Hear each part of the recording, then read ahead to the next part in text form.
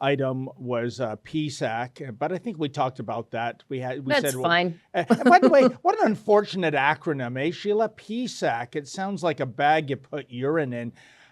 Anyway, let's get back to Pablo Rodriguez and see what he has to say about this wonderful piece of legislation that is basically, well, it's going to shut down your opinions in the near future, folks, barring a legal challenge, which is coming, of course. Check it out. Yep.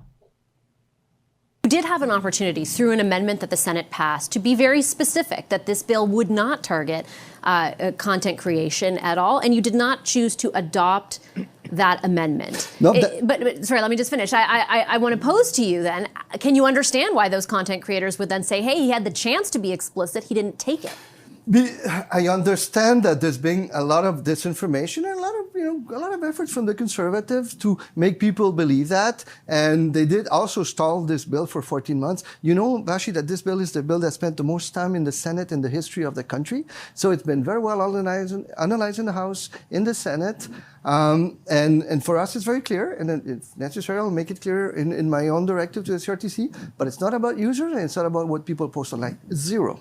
I appreciate that there was a lot of politics in this and a lot of political posturing. I know you're saying from the opposition. I think that's true. I think it's also true from the government side. I think it spent a lot of time in the Senate to a degree because there was a ton of consternation and scrutiny going on there as well, right? People were concerned about the possible impacts of this bill. So I'll pose to you again, because your answer didn't really address the substance of my question. You had the chance to be more explicit, to ascribe in the intent of the writing of the bill a very clear intent not to tackle content creation, and you didn't take it. Well, no, that amendment from the senators wasn't doing that. It was creating a loophole. For example, it would say that if you take a song, a commercial song, that would be captured on Spotify, and you put a background, then that song is not captured on YouTube. At the end of the day, it's the same song that you're listening to. So you have to be fair. If something is commercial and it's on social media, and it's exactly the same thing that is on, for example, Spotify, then it has to be captured in the same way, but not the content. I'm not interested in the content. We're only interested in knowing how much of that commercial is there, so you can then base what the platform will pay in terms of revenues based on that. That's it. Yeah, there's the spin cycle. Sheila, I'm just going to say something. I don't think he's read it. I don't think he's read the legislation. What's that? I don't think he's read the legislation at all. No, he's certainly not answering the question from Vashi. But I just want to say this, Sheila. Folks, by all means, if you are a premium content subscriber, please check out Ezra Levant's monologue on his show on Friday. That was part 1. Part 2 is tonight. It's on Bill C-11. The boss man dissects it like a scientist and shows you really what a monster this is, despite that gloss over by Pablo there. So please, that in itself, Ezra's monologue on Bill C-11, is worth the price of a premium subscription. Sheila, I stand with everything Ezra said. What are your thoughts, my friend? I don't think he's read the legislation. And if you look at what he's saying there, but also what he said in other interviews, he said that we're basically supposed to trust the Liberals on this. That is because they were purposefully unclear in the legislation, that we're just supposed to trust them, that it's not going to touch user-generated content. What did he say? What did he call it? We need to take their assurances that it's not going to touch user-generated content, although they rejected any attempts to make it clear. And so why would you reject any attempts to make it clear, except it is your plan to eventually, if maybe not now, regulate user-generated content? And he can talk about how long this thing spent in the Senate, but at the end of the day, it remains largely unchanged. There's almost no changes done to C-11, no matter how long it languished in Senate. And now the regulation part starts. So it's passed, and now it's like Obamacare, where they're like, pass the law and then you get to see what's in the law. That's what's happened here. Same thing happened with Bill 6 here in Alberta. Pass the law, and then we'll build all the regulations in. And that's what's going to happen here. So even now, whatever this is, it's going to be Frankensteined into something much worse, because it's going to get the regulations built into it now. So sincerely believe he has not read the law at all. And nobody could help him with his tie before he went on air. That was odd. But you know what, Sheila? I want to pick up on your other point, and I think it's brilliant. I think you're absolutely on point. This bill, this law is not so scary for what it says.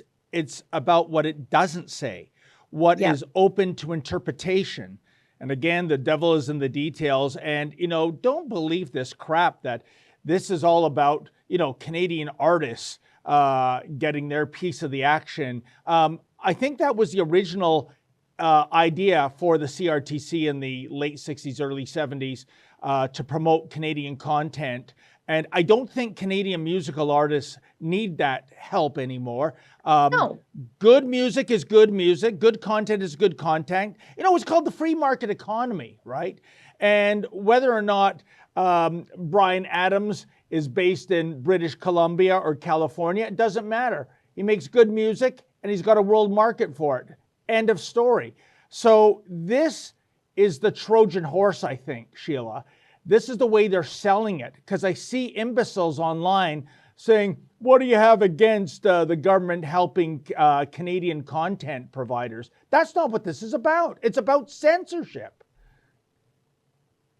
Well, of course it is. For example, Canadian country music artists, you know where they go to make a name for themselves? And they do it very well? They go to Nashville. They don't stay here. Yeah. No matter how much you try to shoehorn them onto the airwaves here, they go to Nashville to make a name for themselves. I think the number one country song in its category right now is Evangelina. It was just released by Coulter Wall, Brad Wall's son.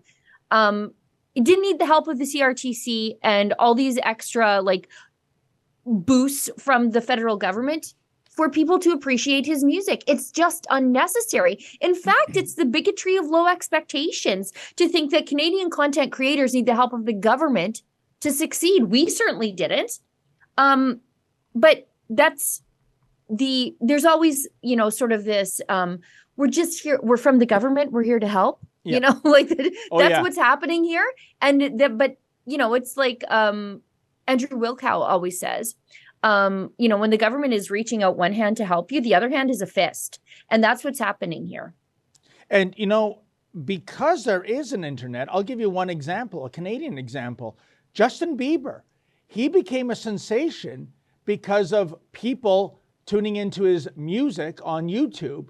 And then came the record contract. Once upon a time, there was no such thing as the internet.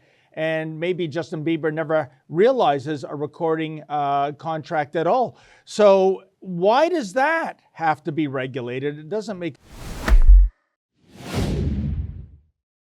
That's a clip from something we call Rebel News Daily. It's our daily live stream hosted by my friend David Menzies, but the show also includes a rotating cast of hosts and special guests, including me. It's a great way for us to talk about the news of the day as the news is happening in an unscripted fashion, and it's an awesome way for you to interact with us as well. We stream every weekday, 1 p.m. Eastern, 11 a.m. Mountain, wherever you find Rebel News. See you there.